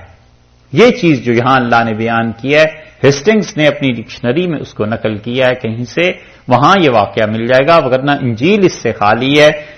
قرآن یہ چیزیں بتا کر پچھلی تاریخ کو بھی درست کرتا ہے، اور اللہ کے جو دوست تھے، اللہ کے جو اچھے بندے تھے، اللہ ان کو بھی صاف کرتا ہے کہ دیکھو تم نے ان کی شخصیات میں داغ لگا دیے ہیں، وہ لوگ ایسے نہیں تھے۔ اس قالت امرأۃ عمران، جب عمران کی بیوی اہلیہ بولی، اگر وہ اوپر آل عمران میں حضرت موسیٰ علیہ السلام کے والد مان لیے جائیں تو پھر یہاں ماننا پڑے گا کہ یہ عمران اور ہیں، دو شخصیات ہیں، اور اگر ایک ہی مان لیا جائے تو بس پھر تو ٹھیک ہے۔ یہ عمران جو ہیں یا دوسری شخصیت یا وہی شخصیت جس کا پہلے تذکرہ آیا ہے، جن کا ان کی اہلیہ محترمہ بولی ہیں، وہ اللہ سے دعا مانگ رہی ہیں اور کہتی ہیں رب اے پروردگار انی نظر تو، میں نے نظر مانی ہے، میں نے منت مان لی ہے، لکا آپ کے لیے، آپ کے لیے منت مان لی ہے، یعنی آپ کی عبادت کے لیے، آپ کے گھر کی خدمت کے لیے، بیت المقدس کی صفائی کے لیے، یہاں پر عبادت کرنے کے لیے کس چیز کی منت مانی ہے؟ ما فی بطنی، جو کچھ کے پروردگار میرے پیٹ میں ہے، محررن، اللہ اسے آزاد کرتی ہوں، تیرے نام پہ وقف کرتی ہوں۔ محرر کسی چیز کی آزادی، حریت ہے نا اردو میں لفظ بولتے ہیں، وہ اسی سے ہے۔ انہوں نے کہا نظر تو لک ما فی بطنی محررن، اللہ میں نظر مانتی ہوں اس چیز کی جو کچھ کے میرے ہاں پیدا ہونے والا ہے بیٹا، کہ اسے آزاد کرتی ہوں اللہ تیرے نام پہ، کہ وہ تیرے گھر کی خدمت کرے گا، بیت المقدس کی خدمت کرے گا، یہاں پہ عبادت کرے گا اور تیرے دین کا کام کرے گا۔ فتقبل منی، اللہ تو میری اس نظر کو قبول کر۔ اگر وہ پیچھے لینا واللہ سمیع علیم، اور اللہ سننے اور جاننے والا تھا، کب؟ جب اس نے عمران کی بیوی نے نظر مانی، انک انت السمیع العلیم، اور اس نے کہا اللہ انت، انکا بلا شک و شبہ تو، انت اللہ تو ہی تو، السمیع سننے والا ہے، یہاں پر پھر ال کا اضافہ کر دیا، اور العلیم میں بھی ال کا اضافہ کر دیا، تو اس کا مطلب ہے یہ ساری چیزیں انکا میں ضمیر یعنی فقط تو، انت اے اللہ تو، السمیع سننے والا خاص طور پہ، اور خاص طور پہ جاننے والا، یہ چاروں چیزیں بتاتی ہیں کہ جس کی تم عبادت میں لگے ہوئے ہو وہ تو اللہ سے ایسے مانگا کرتی تھی، کیسی پاک بیوی تھی، کیسی پاک خاتون تھی، کہتی ہے اللہ صرف تو ہی تو ہے پروردگار جو سنتا ہے، اور اللہ تیری ہی ذات ہے جو جانتی ہے، تیرے علاوہ کوئی نہیں جانتا، اور اللہ تیرے علاوہ کوئی نہیں سنتا۔ میں دعا مانگتی ہوں تجھ سے کہ جو بھی اولاد تو ہے پروردگار مجھے عطا فرمائے گا، محررن، میں اسے آزاد کرتی ہوں تیرے نام پہ، یعنی وہ تیرے دین کا کام کرے، تیرے گھر کی خدمت کرے۔ فلما وضعتھا، اور جب اس نے جنم دیا اس کو، جو کچھ کہ اس میں تھا، قالت بولی۔ اب یہ جو قالت ہے نا، کسی کو خبر نہیں دے رہی، کسی کو بتا نہیں رہی، اللہ کو کہہ رہی ہے، تو اللہ کو کیا بتانا ہے؟ یہ اس دکھ کا اظہار ہے، یہ اس رنج کا اظہار ہے جو وہ کر رہی ہے۔ قالت بولی اور کہتی ہے رب اے پروردگار، انی میں نے وضعتھا جنم دیا ہے، انسا بچی کو، میرے ہاں تو اللہ لڑکی پیدا ہو گئی۔ اب ہوا افسوس اسے کہ اوہو، میں سوچتی تھی لڑکا پیدا ہوگا، اللہ کے نام پہ چھوڑ دوں گی، خدا کی عبادت کرے گا، خدا کے گھر کو پاک رکھے گا، اوہو اللہ میرے ہاں تو بچی پیدا ہو گئی۔ اللہ تعالی نے کتنی زبردست بات کہی ہے، دو فکرے کہے ہیں، مگر کمال کی بات ہے یہ اللہ کے اپنے جملے۔ ایک جملہ تو یہ فرمایا کہ واللہ اعلم، اور اللہ کو خوب پتا تھا بما وضعت، کہ کیسی بچی اس نے جنم دی، واللہ عالم، اور اللہ اچھی طرح جانتے ہیں کہ بما وضعت کس غضب کی بچی اس کے ہاں پیدا ہوئی، واللہ عالم بما وضعت، اللہ کو خوب پتا ہے کیا نصیب ہے، کیا مقدر ہے اس لڑکی کا جو اس نے پیدا ہوئی ہے، جو اس کے ہاں۔ ایک بات وَلَيْسَ الذَّكَرُ كَالْأُنثَىٰ، اور نہ ہوتا لڑکا کالانثیٰ لڑکی جیسا۔ الانثیٰ لائیں، الف لام بتاتا ہے کہ اس کا مطلب یہ ہے کہ اللہ تعالی نے فرمایا کہ وہ خاص لڑکا، الذکر لائیں نا، وہ خاص لڑکا جس کے متعلق یہ توقع کر رہی تھی اگر کوئی پیدا بھی ہو جاتا کالانثیٰ، تو اس خاص بچی جیسا تو وہ ہرگز نہ ہو سکتا۔ وہ لڑکا اگر ہو بھی جاتا جو یہ توقع کر رہی تھی، تو کیا اس لڑکی جیسا ہو جاتا؟ ہرگز نہیں، وہ اس لڑکی جیسا نہ ہوتا. واللہ اعلم بما وضعت، اللہ جانتا ہے کہ کس غضب کی بچی تھی وہ جو اس کے یہاں پیدا ہوئی. ولیس الذکر کالانثی، اور لڑکا اگر ہم اسے دے دیتے تو وہ اس لڑکی جیسے نصیب والا ہوتا. یہ درمیان میں اللہ نے کہا. اب اس عورت کی بات پھر شروع ہو گئی ہے جو امرات عمران ہے، حضرت عمران رضی اللہ عنہما کی جو اہلیہ ہیں، اور کہتی ہیں وَإِنِّي سَمَّيْتُهَا مریم، اور اللہ میں نے اس کا نام رکھا ہے مریم. یہ دلیل ہے اس بات کی کہ اللہ نے اس بات کو نقل کیا ہے اور اس کی کوئی تردید نہیں کی. تو بچوں کا نام رکھنا جساس رحمت اللہ علیہ جو حنفی فقیہ ہیں انہوں نے اس کے ضمن میں رکھا ہے کہ بچی کا نام رکھنا ماں کا حق بنتا ہے، کیونکہ یہاں ماں نے نام رکھا ہے نا، وَإِنِّي سَمَّيْتُهَا مریم، اور اے اللہ میں نے نام رکھا ہے اس کا مریم. تو بچی کو حق پہنچتا ہے، لڑکی کو حق پہنچتا ہے، ماں کو حق پہنچتا ہے کہ وہ اپنی اولاد کا نام رکھے. ٹھیک ہے، پہلا حق اس کا ہے، اور اس کی ساس صاحبہ کا حق ذرا بعد میں آتا ہے. وَإِنِّي سَمَّيْتُهَا، ہاں پوتے پوتیاں ہوتی ہیں نا تو دادا دادی ہم نام رکھیں گے، یہ اللہ نے اس کو حق دیا ہے. وَإِنِّي سَمَّيْتُهَا مریم، اس نے کہا اللہ میں اپنی بیٹی کا نام مریم رکھتی ہوں. یہ مریم جو ہے اس کا مطلب دو کیے گئے ہیں. سریانی زبان میں تو مریم کہتے ہیں بلند، اونچے مقام کو، اونچی جگہ کو.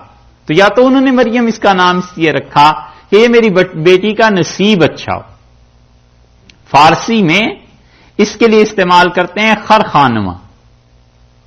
خر کا مطلب بڑا، خانمہ نصیب. خواتین کے نام ہوتے تھے پچھلے زمانوں میں خر خانمہ، یعنی بڑے نصیب والی، بڑے مقدر والی بچی. انہوں نے کہا مریم اس کا نام ہو، بڑا بلند نام ہے اس کا. یا مریم کا مطلب عبادت کرنے والی. میری جسے کہتے ہیں نا، یہ وہی چیز ہے. میری، مریم، ماریا. ماریا کے بھی یہی مطلب ہے، وہ عبرانی زبان میں وہ بھی استعمال کرتے ہیں. انہوں نے کہا پروردگار میں اپنی بچی کا نام مریم رکھتی ہوں. وَإِنِّي، اور اے اللہ میں اُعِیذُہا، اسے پناہ میں دیتی ہوں، بیکا اس کے ساتھ. اللہ میں اس بچی کو تیری پناہ میں دیتی ہوں. وَذُرِّيَّتَہا، اور اللہ اس کی اولاد کو بھی من الشیطان الرجیم، شیطان مردود کے اثر سے خداوندہ تیری پناہ میں دیتی. اتنا اثر ہوتا ہے ان بڑوں کی دعاؤں کا. رسول اللہ صلی اللہ علیہ وسلم نے فرمایا بچہ جب پیدا ہوتا ہے تو شیطان اس کی پسلیوں میں اپنا انگوٹھا لگاتا ہے، اور آپ نے فرمایا اس سے وہ رو پڑتا ہے. اور بھی رونے کی کئی وجہیں ہو سکتی ہیں. ایک وجہ یہ بھی ہے کہ شیطان اس پر اثر اپنا ڈالتا ہے. اور آپ نے فرمایا کوئی اس سے محفوظ نہیں رہا سوائے مریم اور اس کی اولاد کے، کہ ان کی پیدائش سے بھی پہلے، یعنی حضرت عیسیٰ علیہ الصلوۃ والسلام کی پیدائش سے پہلے وہ اللہ کی پناہ میں اس کی نانی نے اسے دے دیا تھا. تو یہ تو مریم پیدا ہوئی ہے نا، یہ پیدائش کے بعد دعا مانگ رہی ہیں، لیکن اللہ کو تو پتا تھا کہ اس نے دعا مانگنی ہے. اللہ نے مریم کو بھی اس اثر سے محفوظ رکھا، اور اللہ نے اس بچے کو عیسیٰ علیہ الصلوۃ والسلام کو بھی محفوظ رکھا. اور کہتی ہیں انی اعیذھا بک وذریتھا من الشیطان الرجیم، اے پروردگار میں شیطان مردود سے اس بچی کو اور اس کے آگے جو اولاد ہوگی اس کو بھی تیری پناہ میں دیتی. یہ نانی ہے، نانی کی دعا اللہ نے قبول فرمائی ہے. فتقبلھا، سو اللہ نے قبول کیا. دیکھا اس نے نظر پیش کی اللہ کے حضور میں، اور رنج سے وہ جملہ کہا کہ رب انی وضعتھا انثی، اللہ لڑکی پیدا ہو گئی ہے.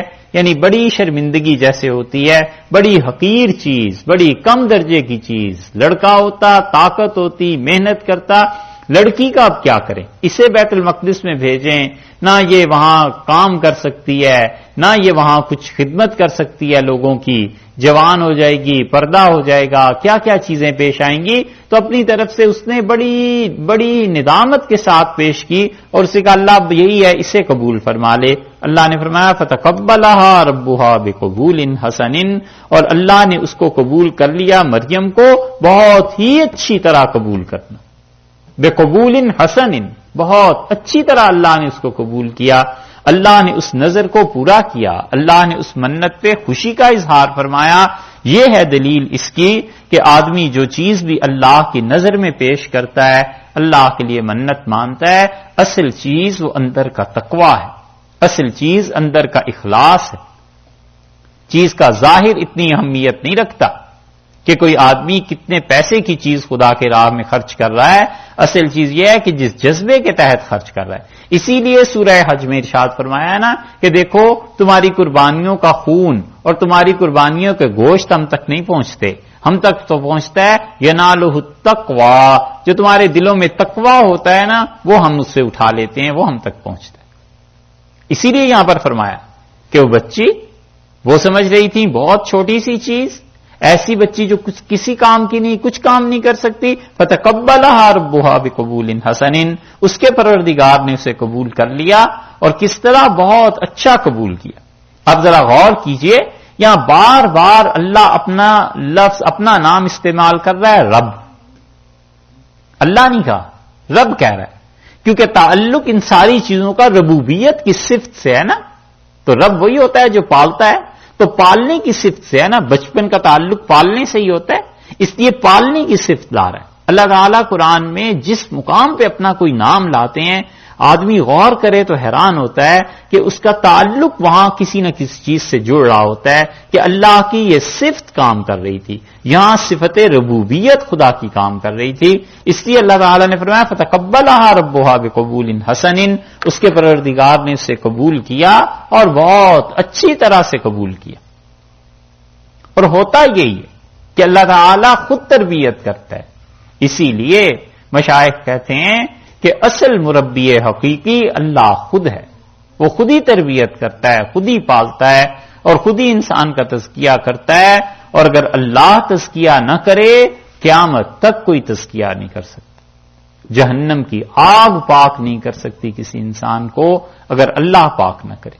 اللہ ہی ہے جو پاک کرتا ہے اور اللہ ہی ہے جس کا تعلق تزکیے کو دیتا ہے، اور اللہ تعالیٰ خود تربیت کر دیتا ہے. ہاں ظاہری اسباب متعین ہو جاتے ہیں. یہاں دیکھو اس بچی کو اب کوئی قبول کرنے کا، پالنے کا بظاہر کوئی سلسلہ نہیں تھا. عمران کا انتقال ہو گیا ہے، ماں ہے اکیلی اور ماں بھی اس پریشانی میں. اللہ تعالیٰ یہ بتانا چاہتے ہیں کہ اللہ نے اس کو قبول کیا ہے. تم جسے اپنا پروردگار بنا رہے ہو، مریم کو اور آل عمران کو، اس کی نانی کو، عیسیٰ علیہ السلام کی نانی کو، یہ سب لوگ تو اپنی مشکلات میں اللہ ہی کو پکارا کرتے تھے. یہ اپنی حاجتیں اللہ ہی کے سامنے رکھتے تھے، دعا مانگتے تھے تو اپنے پروردگار سے ہی دعا مانگتے تھے. اس لیے تم کس شرک کی وادی میں اتر گئے ہو؟ فتقبلھا ربھا بقبول حسن، اس کے پروردگار نے اس سے قبول کیا بہت اچھی طرح. وانبتھا، اور اللہ نے اس کی تربیت کی، اسے پروان چڑھایا. اصل ترجمہ یہ ہے کہ اللہ نے اسے پروان چڑھایا، نباتن حسنا، اور اللہ نے خوب پروان چڑھایا. ظاہر ہے کہ جس کی تربیت اللہ کر رہے ہوں اور جس کو پروان چڑھانے والی اللہ کی ذات ہو، پھر اس کے کیا کہنے.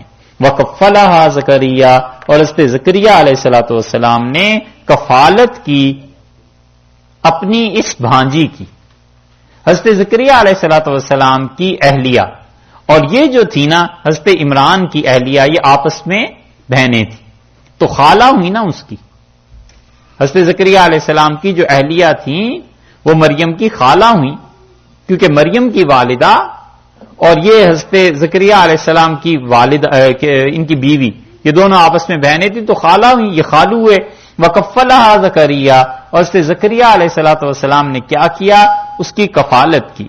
یہی ہوا کرتا ہے کہ اللہ کبھی کبھی خود تربیت کرتا ہے اور اللہ خود مربی حقیقی ہوتا ہے، اور ظاہر میں کچھ دن کسی کے ساتھ تعلق ہو جاتا ہے، پھر اللہ تعالیٰ تزکیہ بھی کر دیتا ہے، اللہ پاک کر دیتا ہے. لیکن ہمیشہ تربیت اور تزکیہ یہ اللہ ہی کرتے ہیں. اللہ کی عادت ایسے ہی ہے، طریقہ یہی ہے دنیا کہ کوئی نہ کوئی ماں باپ خالہ چچا ماموں تایا کوئی نہ کوئی بچے کو پالتا ہے تو ہی، وگرنہ تو پالنے والے حقیقت میں تو اللہ ہی ہیں. اسی طرح بہت سے لوگ ایسے ہوتے ہیں جن کی حقیقی تربیت اللہ کی طرف سے ہوئی ہوتی ہے، بس ظاہر میں اپنے مشائخ اپنے بزرگوں کے ہاں وہ چند دن رہتے ہیں تو اللہ کو منظور یہ ہوتا ہے کہ تعلق جوڑ لیں، وگرنہ در حقیقت اسباب سے ہٹ کے دیکھیں تو اللہ ہی ان کی تربیت کرتا ہے. یہ ظاہر میں اسباب کے درجے میں ان چیزوں کا ہونا ضروری. اس کی بڑی مثال سید احمد شہید رحمۃ اللہ علیہ تھے. پیدائشی طور پہ اللہ کے چنے ہوئے بندے تھے، بڑا کام اللہ نے ان سے لیا، کہاں رائے بریلی، کہاں پہ لکھنؤ، پھر دلی، پھر کہاں آئے، پھر بالا کوٹ کی شہادت ہوئی، لیکن اس کے باوجود اللہ نے انہیں حضرت شاہ عبدالعزیز صاحب رحمۃ اللہ علیہ کے پاس بھیجا، وہاں سے بیعت ہوئے، اور شاہ صاحب رحمۃ اللہ علیہ کا یہ تھا کہ وہ اپنے شاگردوں میں جو بڑے چوٹی کے لوگ ہوتے تھے، بڑے ذہین، بڑے سمجھدار، انہیں شاہ عبد القادر صاحب رحمۃ اللہ علیہ کے پاس بھیج دیتے تھے کہ بھائی تم ان کی تربیت کر دو۔ ہوتے وہ دو چار ہی تھے کوئی، لیکن شاہ عبد القادر صاحب رحمۃ اللہ علیہ کے پاس بھیجتے تھے کہ بھائی آپ ان کی تربیت کر دیں، کیونکہ وہاں تو ہجوم جھمگٹا لگا رہتا۔ اور سید صاحب رحمۃ اللہ علیہ کو انہوں نے شاہ عبد القادر صاحب رحمۃ اللہ علیہ کے حوالے کر دیا اور کہا یہ بیعت ہو گیا مجھ سے اور تربیت آپ کر دیجئے۔ کیا عبد القادر صاحب رحمۃ اللہ علیہ اپنی اکبری مسجد میں لے گئے اور ایک جگہ بتا دی اور فرمایا یہاں بیٹھ کے اللہ کو یاد کیا کرو بس، اور جو سبق بتانے تھے حضرت نے بتائے آہستہ آہستہ۔ اور سید صاحب رحمۃ اللہ علیہ کہتے تھے غالباً 2 سال فرماتے تھے جو دھوپ پڑی وہ بھی مجھ پہ اور جو بارش برسی وہ بھی مجھ پہ، جو جگہ حضرت نے بتا دی تھی وہاں سے ادھر ادھر نہیں ہوئی۔ اور 2 سال کے بعد حضرت لے گئے شاہ عبدالعزیز صاحب رحمۃ اللہ علیہ کے پاس اور کہا یہ آپ کا مرید بن گیا، اب آپ اسے دیکھ لیجئے اور اسے خلافت دے دیجئے۔ تو ان کا بھائی خلافت آپ دیں، تو ان کا نہیں مرید آپ کے ہیں اور آپ جانیں، اور شاہ عبدالعزیز صاحب رحمۃ اللہ علیہ نے انہیں خلافت دی۔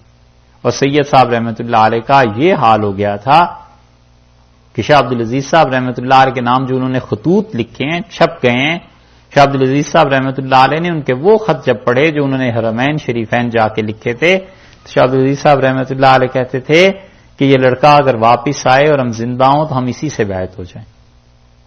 فرماتے اس مقام پہ یہ پہنچ گیا۔ سید صاحب رحمۃ اللہ علیہ میں خدا کی طرف سے چنے ہوئے لوگ تھے، لیکن کفالت ظاہر میں ان کی تربیت اس کے لیے ہوتا ہی ہے۔ مولانا رشید احمد صاحب گنگوئی رحمۃ اللہ علیہ ایک جملہ کہتے تھے، اس جملے کا غلط مفہوم نہ لینا۔ حضرت فرماتے تھے دلی کے زندوں میں اب اتنا فیض اور وہ بات نہیں رہی جو دلی کے مردوں میں ہے، لیکن کیا کریں تربیت کے لیے کسی زندگی کے پاس جانا پڑتا ہے۔ قبریں تربیت تھوڑا ہی کرتی، تربیت کے لیے کسی زندے کے پاس جانا پڑتا ہے۔ اللہ جب قبول کر لیتا ہے نا پھر یہ چیز ہو جاتی ہے۔ اللہ نے فرمایا ہم نے اس بچی کو قبول کیا، اس کے پروردگار نے بقبول حسن، کیا ہی اچھا تھا قبول کرنا، وانبتھا نباتا حسنا، اور اللہ نے اسے پروان چڑھایا اس لڑکی کو مریم کو بہت ہی اچھا، وکفلھا زکریا، اور اس سے زکریا علیہ السلام نے اس کی کفالت کی، یعنی اس کی دیکھ بھال کرتے رہے۔ کیسے سے زکریا تک پہنچی، کیسے یہ بات ہوئی، آگے آ رہا ہے وہ قصہ۔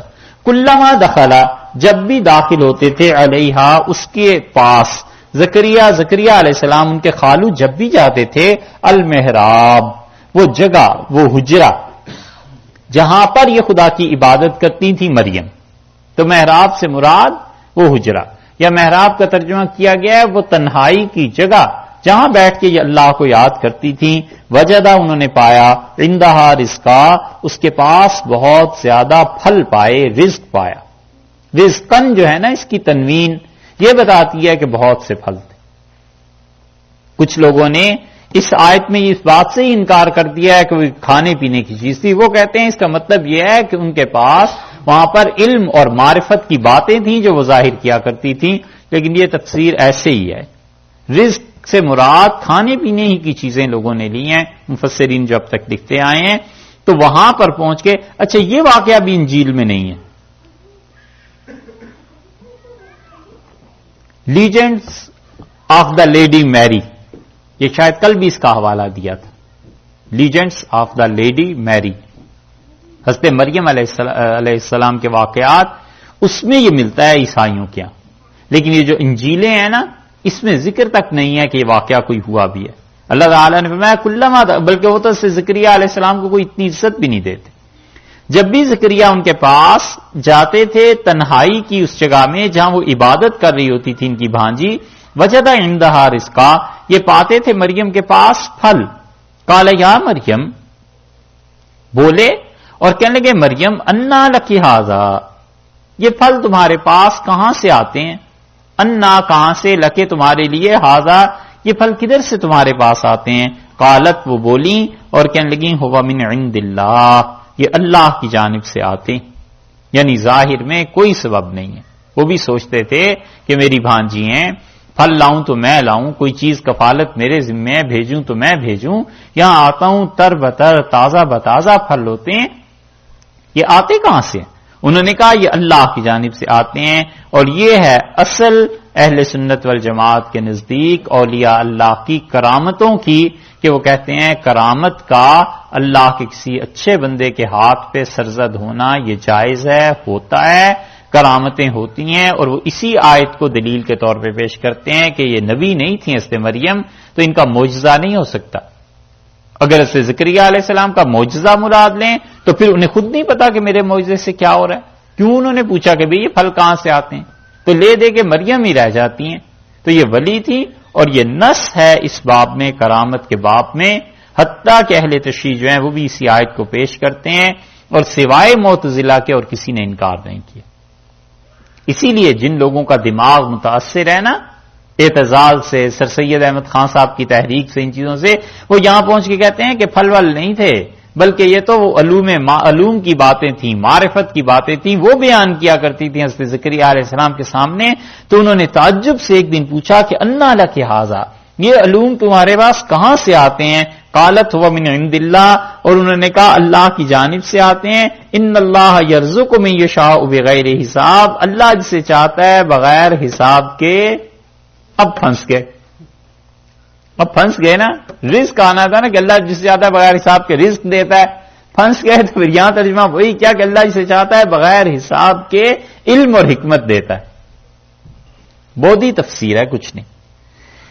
ان اللہ یرزق من یشاء، انہوں نے کہا کہ اللہ تعالیٰ رزق دیتا ہے، بلکہ انہوں نے عرض کیا حضرت مریم نے زکریا علیہ السلام کی خدمت میں کہ ہوا من عند اللہ، اللہ کی جانب سے آتے ہیں۔